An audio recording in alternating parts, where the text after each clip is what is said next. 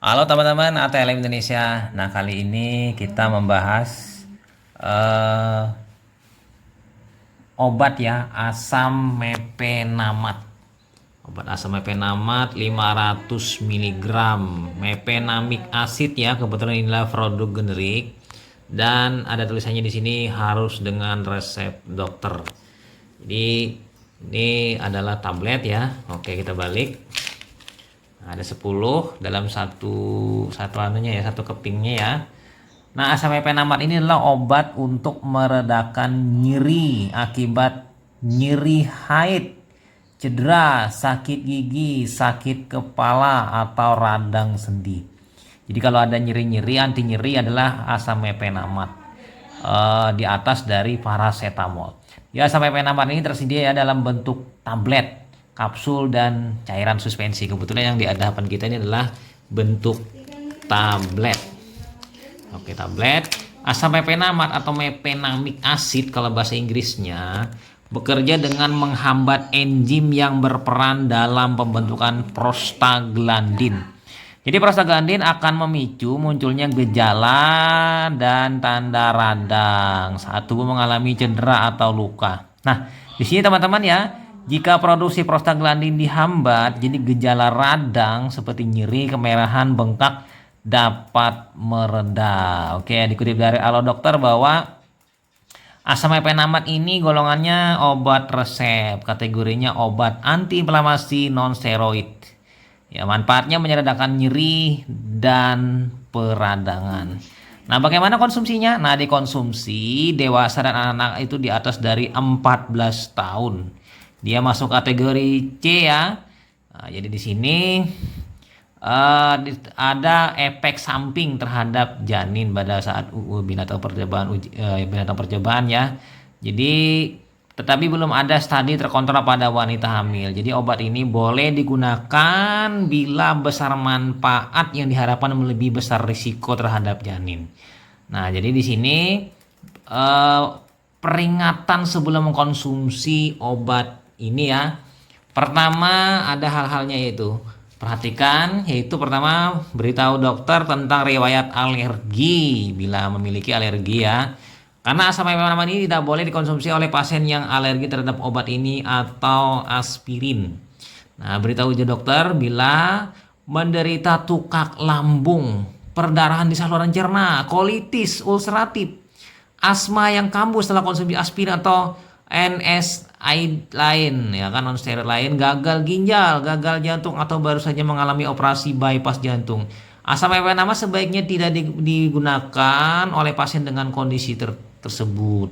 Nah, dengan nyeri lambung atau tukak lambung maka akan memperberat orang dengan gangguan lambung. Alangkah baiknya untuk mengurangi rasa nyeri ya teman-teman, minum ini setelah makan atau di tengah-tengah. Makan, kemudian minum ini, lalu makan lagi. Oke ya.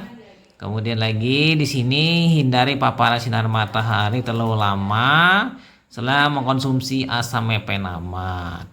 Kemudian lagi di sini jangan berkendara atau mengoperasikan alat berat atau melakukan aktivitas yang membutuhkan kewaspadaan setelah mengkonsumsi asam mepenamat. Dan pastinya beritahu dokter jika mengkonsumsi obat lain, misalnya suplemen atau produk herbal atau yang lain mengantisipasi interaksi obat yang diinginkan. Lalu apalagi segera ke dokter bila mengalami reaksi alergi obat atau overdosis setelah mengkonsumsi asam mepenamat.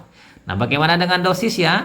Nah, untuk dosis ini bisa digunakan untuk meredakan nyeri, sakit gigi, nyeri haid, dan berbagai kondisi radang sendi seperti osteoartritis dan rheumatoid. Dosisnya untuk orang dewasa atau anak usia di atas 14 tahun adalah 500 mg 3 kali sehari ya. Dosisnya 500 mg 3 kali sehari. Di atas usia 14 tahun. Nah, untuk lansia, dosis diberikan bisa lebih rendah dan durasi pengobatan pun lebih singkat untuk menurunkan risiko terjadinya efek samping.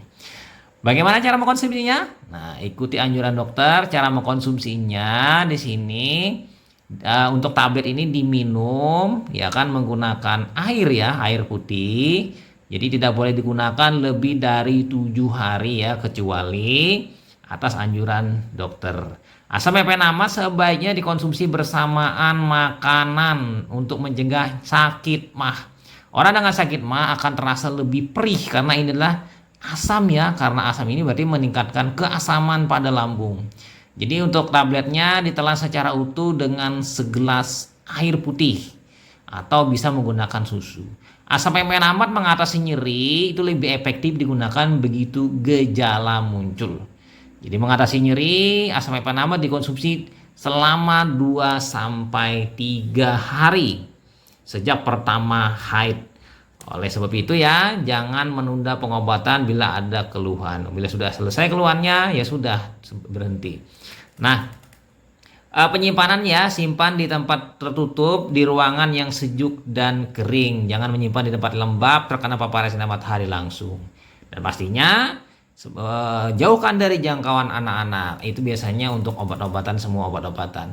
Nah, kemudian lagi di sini pastinya teman-teman ya, ada efek sampingnya. Efek sampingnya apa? Perut kembung, mual dan muntah, diare atau malah sembelit ya, kadang-kadang sakit mah itu pasti ya bila mah. Kemudian ada juga pusing. Nah, kemudian obat ini berapa saja berinteraksi dengan obat-obat lain ya, obat-obat tertentu. Jadi misalnya peningkatan risiko perdarahan bila bersama aspirin, warfarin. Oke ya, dan lain-lainnya, heparin, methylprednisolon, prednison. Nah, peningkatan risiko terjadinya kerusakan ginjal jika digabung dengan siklosporin atau tacrolimus. Peningkatan risiko terjadinya efek samping obat digoxin, nah, ya kan, methotrexate dan lithium. Penurunan aktivitas obat, nah ini kan bisa ada di obat AC inhibitor ARB sebagai obat antihipertensi. Nah, penurunan aktivitas obat diuretik seperti furosemid. Oke, kira-kira itu ya. Kemudian pastinya di sini bila tidak kunjung reda atau justru memburuk, segera hubungi dokter. Ya kan, dia terjadi alergi, ya kan, akibat efek samping obat seperti mual, ya kan, muntah darah, BAB ya, buang air besar.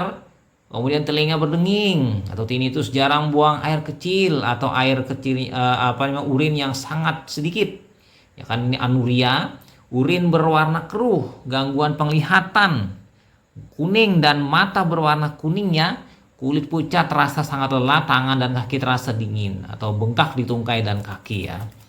Oke, kira-kira itu saja ya teman-teman mengenai asam epenamat, obat yang mana obat ini untuk pereda nyeri. Nah, untuk harga ya, perkiraan antara 2.500 sampai dengan 6.000 ya satu kepingnya, tergantung harga di apotek ya dan jenisnya, apakah memang paten atau jenis yang generik ya. Oke ya, itu saja teman-teman. Sampai jumpa di video selanjutnya. Salam ATL Indonesia. Bye.